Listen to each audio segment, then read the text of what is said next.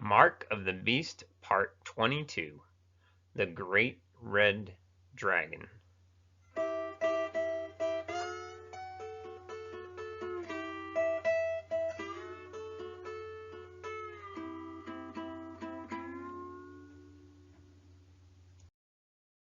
Throughout our series on the Mark of the Beast, we've stressed the idea that the beast is a government or an empire.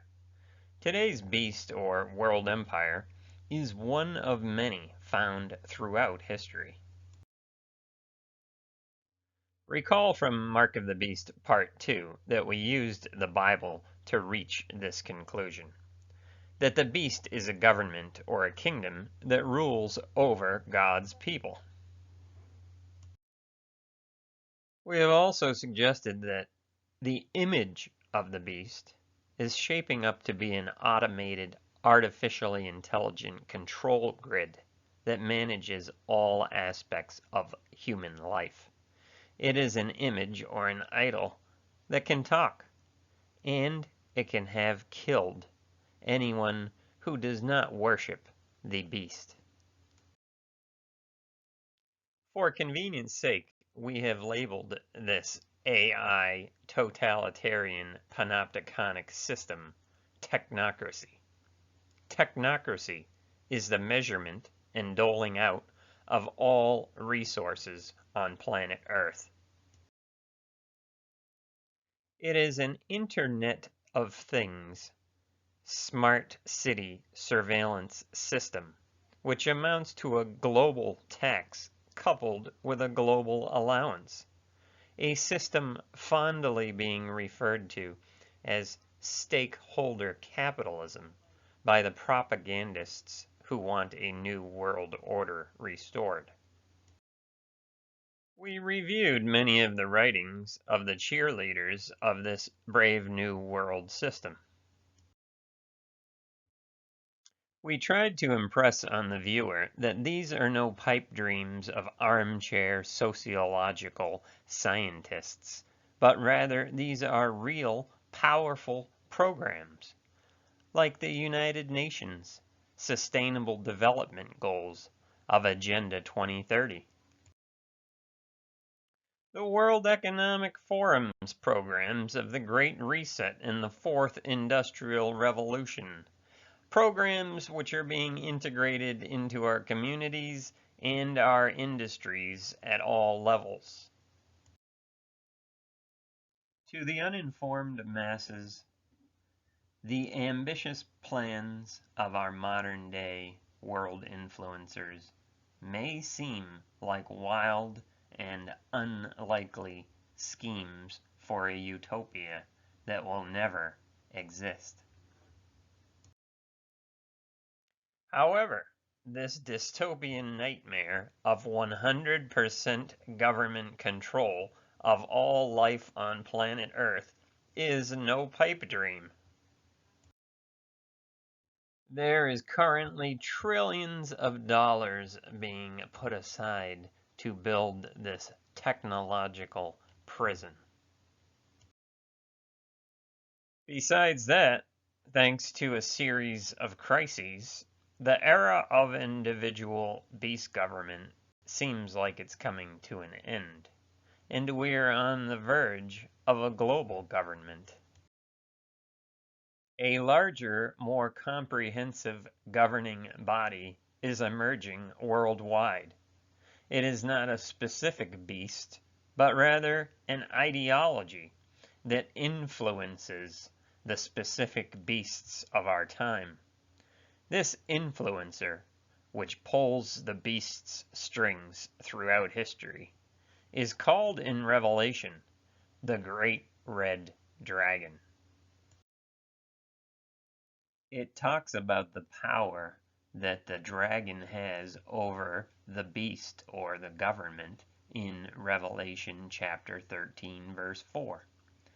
And they, in other words all the world, worshipped the dragon, which gave power unto the beast government.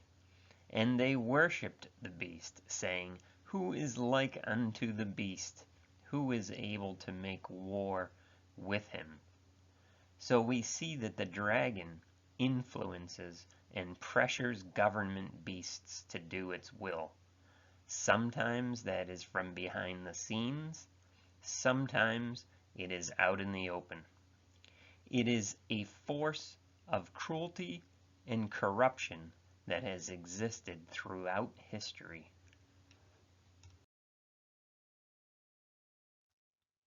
We are told in Revelation chapter 12, verse 9, that the great red dragon is very old and has been around forever. Verse 9 of chapter 12, and the great red dragon was thrown down, that ancient serpent, who is called the devil and Satan. Furthermore, this Satan or enemy will be around far into the future, even after Christ returns and sets up his kingdom for 1,000 years. This red dragon, or Satan, will reemerge, it says in Revelation chapter 20, verse 7. And when the 1,000 years are ended, Satan will be loosed from his prison and will come out to deceive the nations again. So this great red dragon is either an immortal being or an immortal ideology personified. For this series, we will choose the latter, that the great red dragon, Satan, and the devil are a personification of an immortal ideology. Please refer back to Mark of the Beast Part 4 for a summary of this ideology shown in this slide. We favor an interpretation of Revelation based on historical trends being represented symbolically, rather than interpretations based on actual mythological beings. We see Revelation playing out every day in real life allegorically, and feel that the insertion of supernatural characters just makes the prophecy seem like a fantasy comic book. And this interpretation may in fact be contrary to what is really meant by the word Satan and devil in the Bible. But this discussion is for another time. The great red dragon is the spirit or the ideology of Babel, of collectivism, with the emphasis on us. We can do this. Humanity will accomplish this. We will evolve to the next level. The philosophy of the United Nations is rife with this concept, as we saw in Part 12 of Mark of the Beast, Apotheosis, and as we read in their own writings. Also, their religion is full of this spirit, as we saw in Mark of the Beast, Part 15, Their Rock is Not Our Rock. The Red Dragon humanist movement may sometimes appear to be democratic, but it is easily manipulated into mob rule, collective will, and a psychic energy that takes on an identity of its own. Inevitably, the result of the Red Dragon's deception always leads to what it calls world order, not the democratic paradise that the mobs clamored for. No, like the Roman world order and the Holy Roman world order, the New World Order will be a restoration of top-down dictatorship.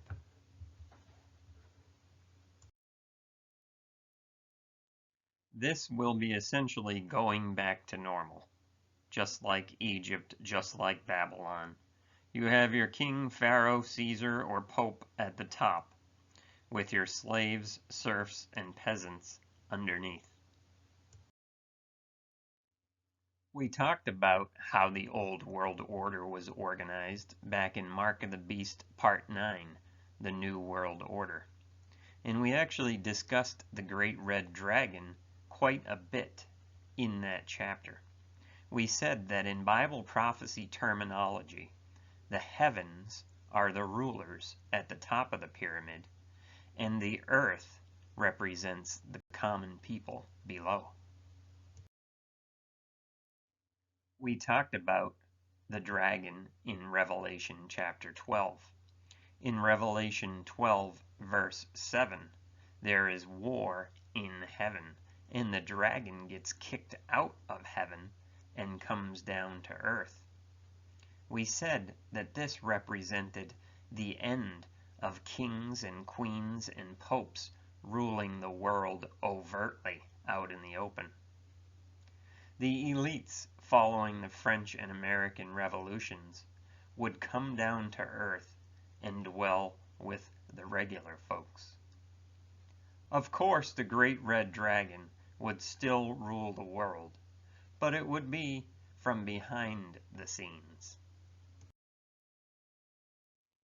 But these days, the old dragon is stepping out again, and we shouldn't be surprised, because the Bible tells us that's what's going to happen. We have covered the One World Order movement at length in Mark of the Beast Part 9. So for the remainder of this chapter, we will show why the Bible use of devil or red dragon is an appropriate representation of this one world movement. The one world movement is without a doubt a communist movement, removing all power from all countries and all people in exchange for a world governing body that will provide heaven on earth. To some, a communist takeover from within may sound paranoid or delusional. After all, are we to believe that we're going to get fooled again?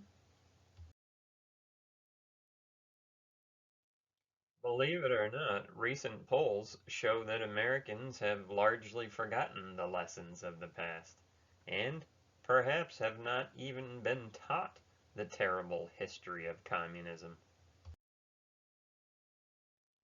In their new book entitled How the Specter of Communism is Ruling the World, the editors of the Epoch Times newspaper go so far as to say that communism has actually already taken over in the United States.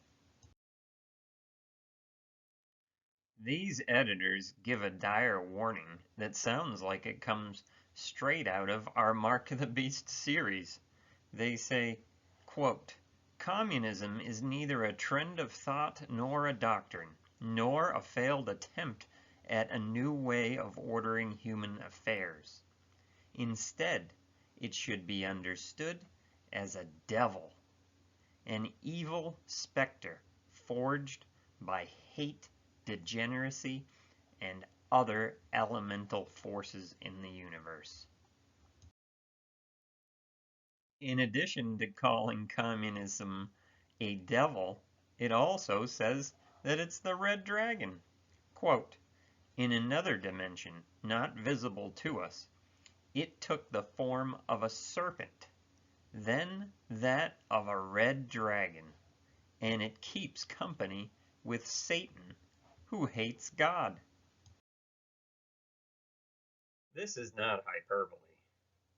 Communist one-world religion and Luciferianism are complementary movements, as we saw in Mark of the Beast, Part 15. The curators of the United Nations Meditation Room are the Lucis Trust, and they do sell religious writings that literally do state that, quote, the red fiery dragon, is our Redeemer and Savior. Continuing on, the specter of communism says, while the divine offers salvation, communism tells people not to believe in the divine, attacks human morality so as to make people abandon tradition, and causes people to abandon the divine's instruction and ultimately to be destroyed. Written by victims of communism, this book even seems to touch on some of the same themes that have come up repeatedly in our series. For example, they say, these individuals try to play God through the wielding of power, capital, and knowledge, with the aim of ruling the fates of millions and influencing the course of history through social movements. Amazingly, they even underscore the discussion that we've been having about the Tower of Babel. They say, quote, instinct urges them to make a name for themselves. The book urges the reader to, quote, understand how we can stop the devil from ever ruling the world again, and that we can do that by, quote, enlightenment, proactive abandonment of evil, and return to the traditions and way of life that the divine laid down for man. Calling communism the devil or an evil specter might sound like paranoid exaggeration, but the title of the book comes from the father of communism, Karl Marx, who opened his Communist Manifesto with the words, quote, a specter is haunting Europe, the specter of communism. In its modern sense, the specter of communism is a mixture of German atheist philosophy, French social revolution, and British Fabian economics. Communism is a secular religion designed to replace freedom of religion with worship of the government. In other words, worship of the beast. The religion of communism gains converts by offering them a promise of egalitarian utopia and by providing converts with a license to engage in shameless immorality. The specter of communism describes these puppets of the great red dragon. It says, quote, the devil's agents, most of whom are unaware of their role, are everywhere in society, from the elite to the middle class to the lower classes. Thus, its activities manifest sometimes as bottom-up revolutions, sometimes as top-down conspiracies, and sometimes as reforms from the center. Many times, people think they are acting according to their own thoughts, failing to realize they are being manipulated.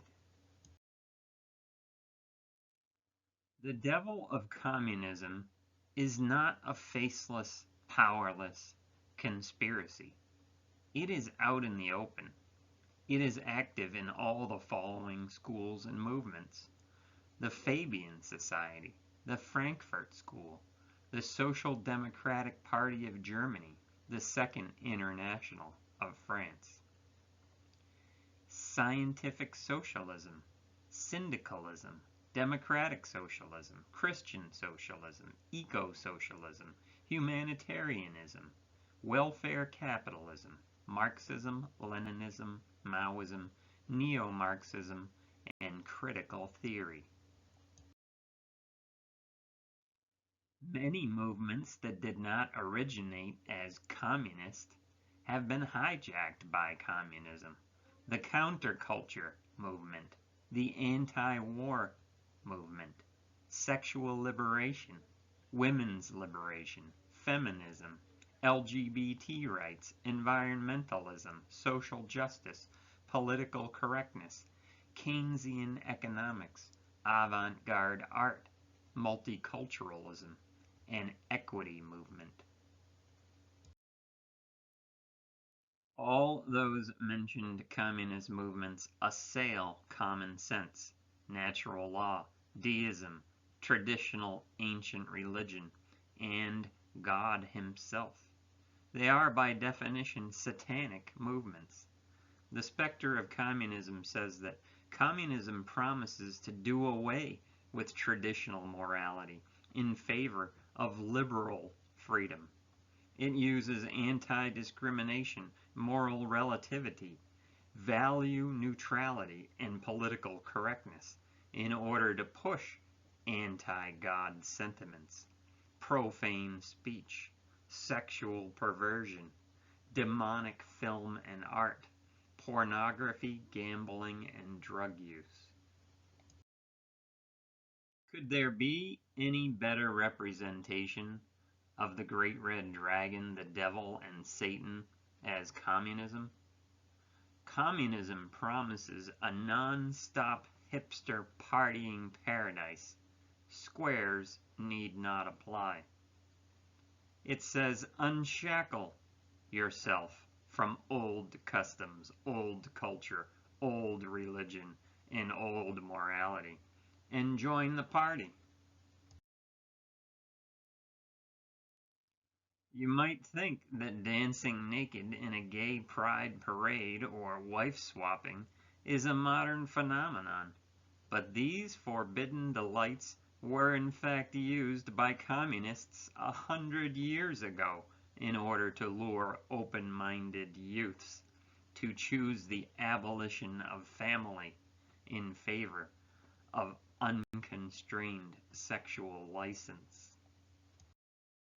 In fact, we are told that the first gay rights movement was started by a communist named Magnus Hirschfeld in 1897.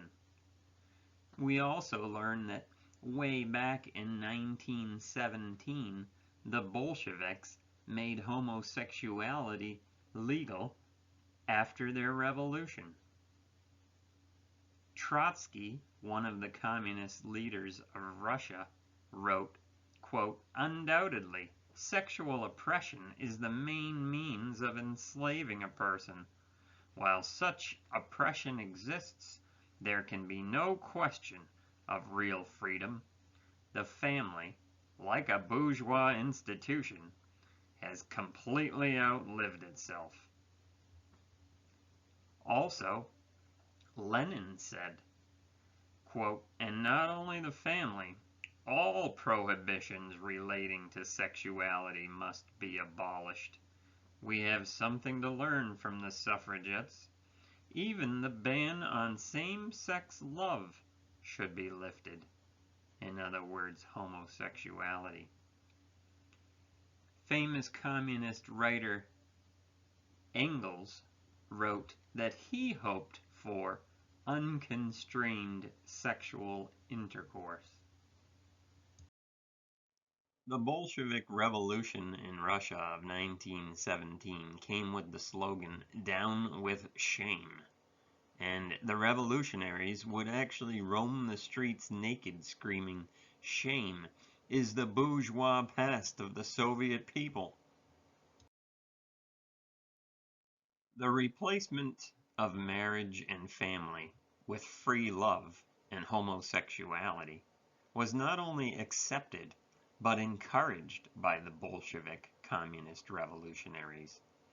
An article out of the state newspaper Pravda, dated from March 1925, even writes about non-consensual sex with minors as a benefit of communism. Quote, "Every member, even a minor, of the Communist Youth League and every student of the Rabfak Communist Party Training School has the right to satisfy his sexual desire. This concept has become an axiom, and abstinence is considered a bourgeois notion. If a man lusts after a young girl, whether she is a student, a worker, or even a school-age girl, then the girl must obey his lust. Otherwise, she will be considered a bourgeois daughter, unworthy to be called a true communist. End quote. And no one wants to be called a bourgeois daughter. No one wants to be a wet blanket or Sir Buzz Killington. Communism is here to free you from your chains of moral restraint. It is here to give you free rein to indulge your flesh to the fullest extent. The specter of communism tells us that the false freedom and the false liberation, which was used to hook people during the Bolshevik Revolution, was also used in China during their early revolution in the late 1920s. They say, quote, sexual liberation was embraced not only by the party's intellectual leaders, but also by ordinary people living in Chinese Communist Party's early Soviet regions, which were revolutionary enclaves set up in the provinces of Hubei, Henan, and Anhui during the time of rebellion against the Nationalist Party prior to Japan's invasion in World War II. Due to the promotion of equality of women and of absolute freedom to marry and divorce, revolutionary work was often disrupted in order to satisfy sexual desire. End quote. According to the collection of revolutionary historical documents in the Hubei, Henan, Anhui Soviet districts, about 75% of the local party chiefs had sexual relations with dozens or hundreds of women as a result of the revolution. According to his memoirs, military communist leader Zhang Guotao says that when he took charge of the region in 1931, he found out-of-wedlock births were everywhere, syphilis was rampant, and soldiers were hesitant to join the revolution because they worried about leaving their sexually liberated wives behind, knowing that they could lose them to divorce or extramarital affairs. Spectre of Communism says about this, quote, this impaired the combat effectiveness of the troops.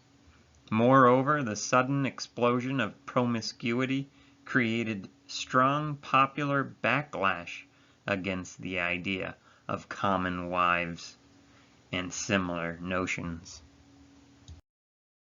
Once again, the study of history and prophecy is not to marvel at how different the world was back then. It is to understand why the world is the way it is now and take warnings. The programs and movements of the Bolsheviks are alive and well and active in the one world influencers of our day. As we saw in part 15 of our series, the United Nations religion says that the Savior, Satan, or Lucifer, has come to free us. Furthermore, their agenda mirrors the agenda of Marxism. Disguised as good-willed providers, these wolves in sheep's clothing are using Agenda 2030 and the Great Reset to restore world order. Sure, you could argue that they have been trying unsuccessfully to push their agenda through for many years now. However, they are closer than ever, with the full force of the Jesuits behind them. The Jesuits have always been a left-leaning socialist entity, pushing communist ideas such as liberation theology, and involving church members and church leaders in Marxist revolutions worldwide. However, we have never before had a Jesuit pope, as we do now in Pope Francis, shown here accepting a communist hammer and sickle crucifix. We have never had before the Jesuits' main journal argue for a Catholic case for communism, as they did last year.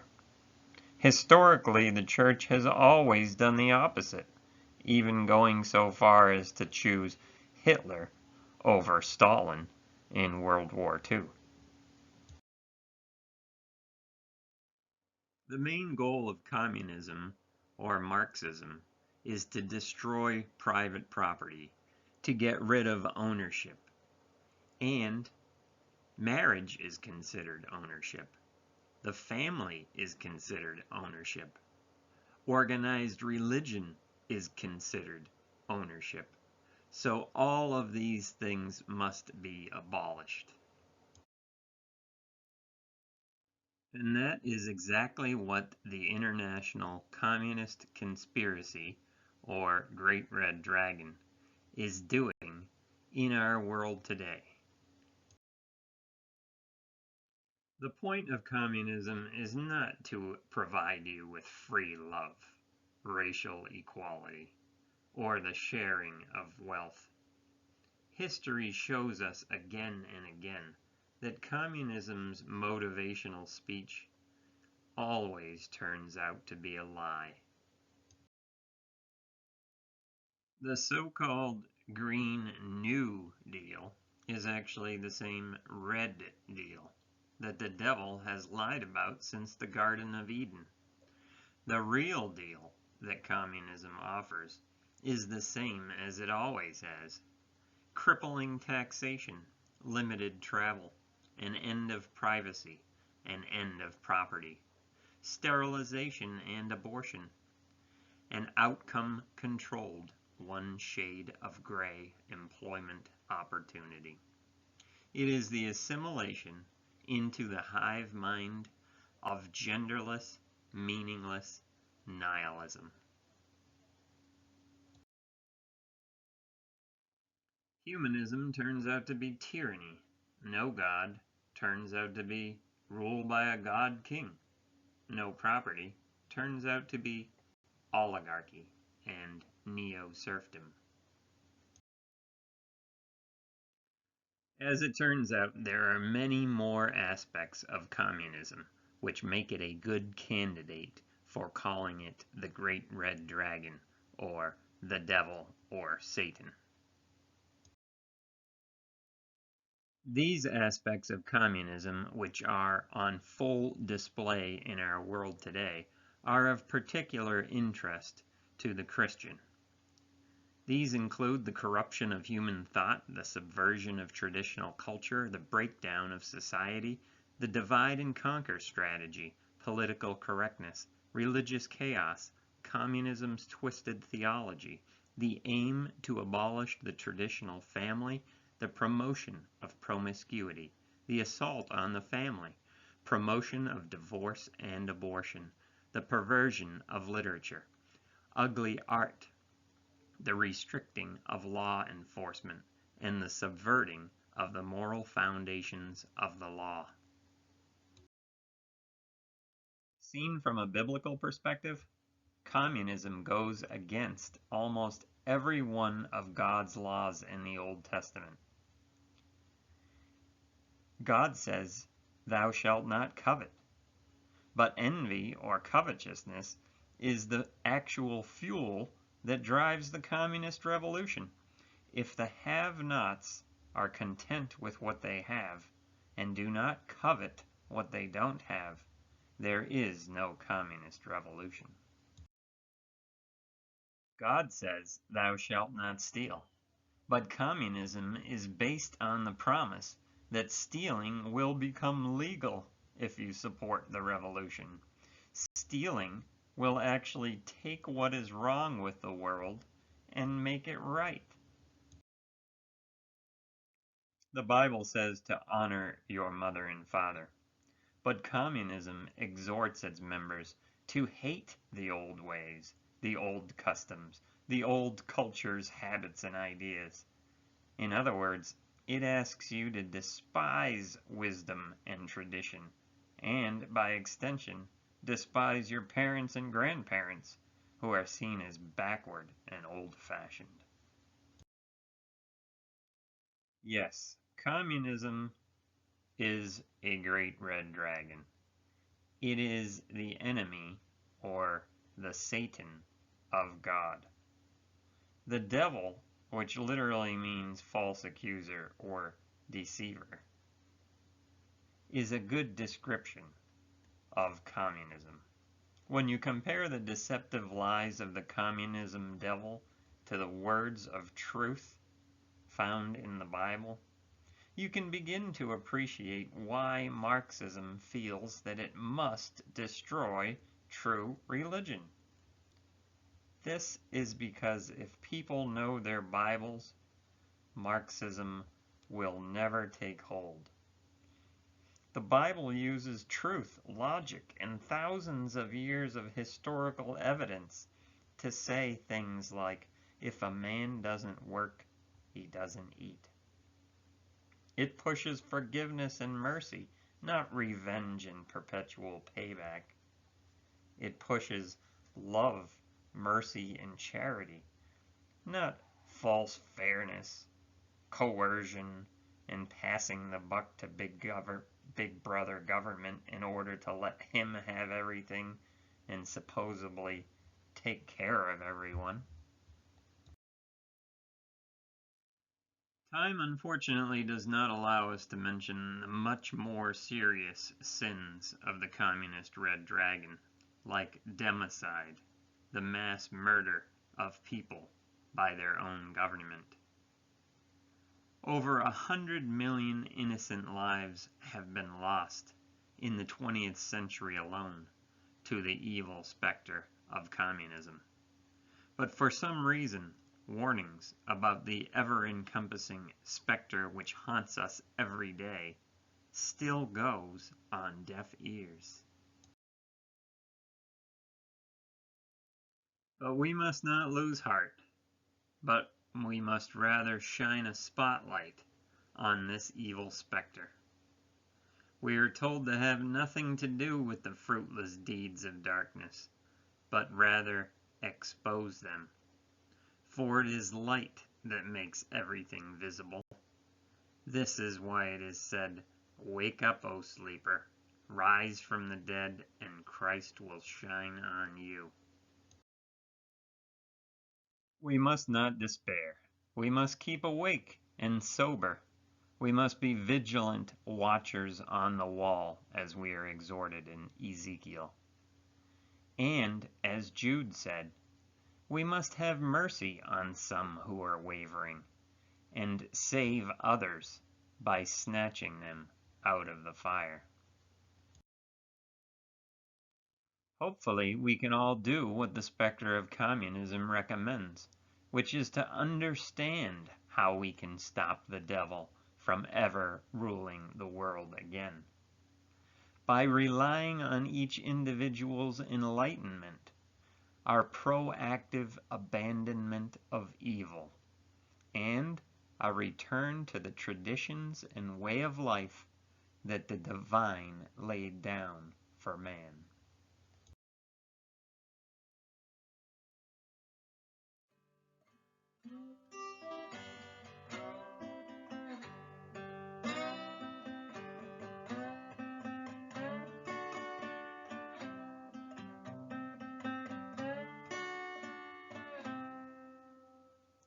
Thanks for watching.